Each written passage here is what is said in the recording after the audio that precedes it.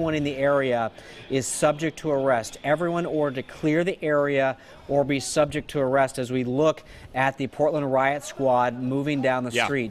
Now, it's been interesting, and the Portland police... And here we go, we have another... Oh, I apologize, Dan. I just wanted to point out real quickly, we have another fire, it appears, that they tried to set right here at Pioneer Courthouse Square, just in front of the Freshie. That's one of those little diners here, right by the Bike Town rack. There's somebody marking that Bike Town deal as well. So, Dan, I'll let you go ahead and finish your thought there. I apologize. No, notice, interrupt me at any moment you need to. So I remember in the past, a long time ago, the Portland police used to kind of rush in and move everybody out. And then what would happen is that would create tension and people would fight back.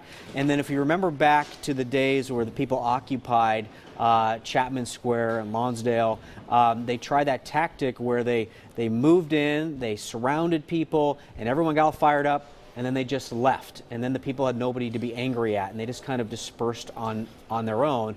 And that's a tactic we've seen them use, hoping that by not causing or participating in a confrontation, that people would go away. You're not giving them what these anarchists want. And so they've been trying that, and it's worked quite well recently. Today, that doesn't appear to be working, as this anarchist group has taken over and ruined a peaceful, planned, permitted march for the 50 organizations that had come together to do that. Now, Cole, you have been actually shot by a rubber bullet. At some point, you can tell us what that feels like. Yeah, well, Dan, I can tell you pretty point blankly that does not feel very good at all. We did hear a couple of rubber bullets being shot just a few seconds ago. Some more rubber bullets being shot. They have a pretty distinct sound coming out of those guns that they used. But yeah, that was during the right after the presidential election. I apologize, where I was shot in the back, and I also had a flashbang go off, and the shrapnel from that flashbang. There we go. Speak of the devil. One of those flashbangs, when they explode, it's just these plastic pieces really flying everywhere. Some serious welts on your back. You're gonna feel it for a couple of days, regardless of whether it's a flashbang shrapnel or those rubber bullets. It does not feel good. So we're continuing to go west now. We've just passed Nordstrom. This is a live look down Morrison, right as you come past the Nordstrom, past Pioneer Courthouse Square. This group, it appears now, if I'm looking ahead, looks like they're going left on 10th, south on Southwest 10th, if I'm looking at that intersection correctly, just up the way here. But you can see these intersections where they're pulling in these traffic signs, these traffic cones. I'm not sure if they're trying to impede the police progress or what the idea behind that is, or if there is much of one at all.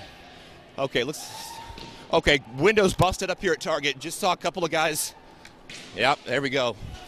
Throwing rocks at those windows, kicking the windows in. This is exactly what you don't want to see. You know, we just talked about it. This was a peaceful protest, and it is anything but that right now. I mean, this is a Target store. He's going to throw a flare in the Target. Gosh, that is not good. That hopefully didn't quite get it in there.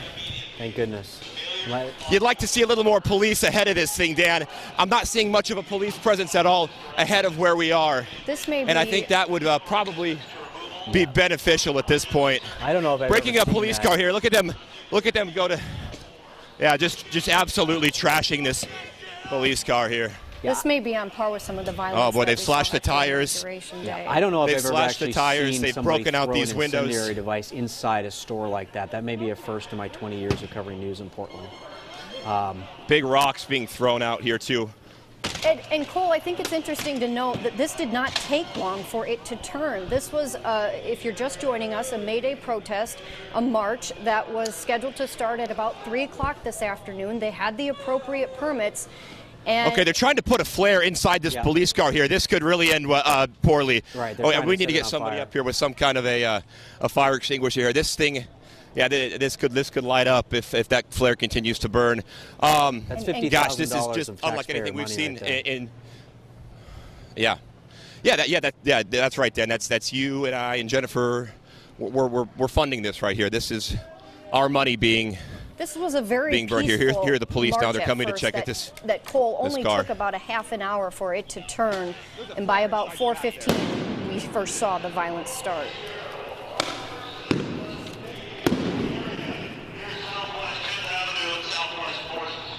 Okay, I'm trying to find my photographer here. Oh, I see him up here. Yeah. Cole, let's just listen to the police. You have to think police are going to start making moves at some point here, but it's just hard to guess. I guess I'm not sure if they're waiting to see where this crowd goes. But we are on Southwest 10th, continuing south through Yamhill now. The group looks to be at least 1 or 2 blocks ahead of us to the south. But police, they're keeping their distance, really. It seems like I'm kind of surprised by that, to be quite frank with you. 2-3 blocks back from the crowd as it continues to move south here, where that police car was just trashed. I think we saw that. And you know, I just want to point out something real quick, too, if you don't mind. You know, I was out here for May Day last year. It was on a Sunday. It was sunny. It was there at Shemansky Park where this one started. And that thing went off without a hitch. There was nothing of note as far as vandalism, destruction, the property being just looted and littered like we've seen today. A stark contrast from May Day of 2016.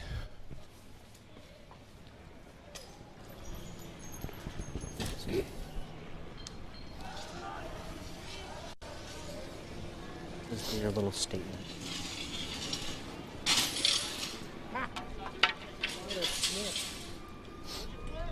We're coming on 5 o'clock here, folks, and you've been watching what was a May Day march to now what is a protest in the streets of downtown Portland. Jeff Gianola joins me now. We're seeing some things that we haven't seen in quite a while, Jeff. In all my 35 years of covering news in Portland, I'm like Dan. I have never seen a window smashed at that Target store, then someone throw a lighted device like a Molotov cocktail inside that building. I've never seen that. And then we just saw that police vehicle, that SUV, being smashed with a flare thrown inside.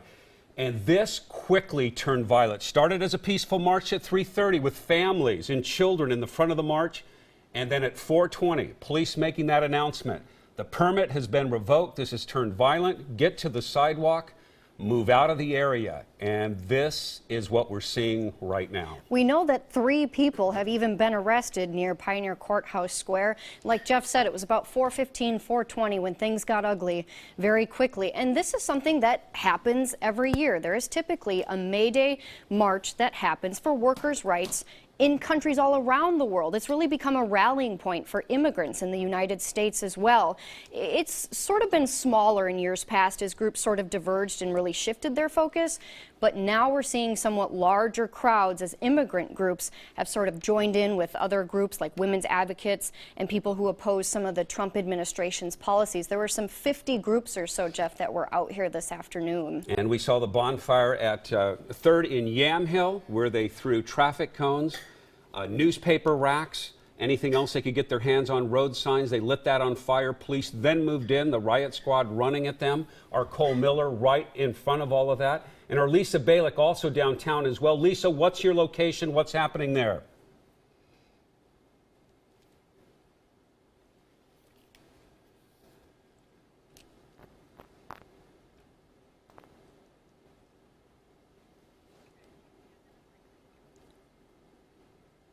Okay, we've lost the audio from Lisa, but you can see the situation there. Once again, back up in News Chopper 6 right now. And you see police have moved in, scattering the protesters. And once again, these are the anarchists. It started off peacefully, and then within about 45 minutes, quickly turned violent. We know these anarchists have destroyed, according to Portland police, a police car. You saw them live breaking out the windows and trying to start it on fire by throwing something inside of it. They've also damaged numerous windows and property. They have started other fires. They have also attacked police with lead balls, with full cans of soda and other items. And that is when police did move in at the beginning, but you've heard Cole saying that he's a bit surprised that they have not moved in faster within the past 20 minutes or so when we've seen some of the worst violence and damage done. And we see some of the protesters grabbing anything they can get a hold of, traffic cones, newspaper boxes, and then they would pile that in the intersection, sort of taunting police to move forward, come at us, try to put this fire out. And then when the riot police do that, they move back, and they start another barricade and a fire at the next intersection. So this is the pattern that we've seen with that in the last half hour. And this is the Target store in downtown.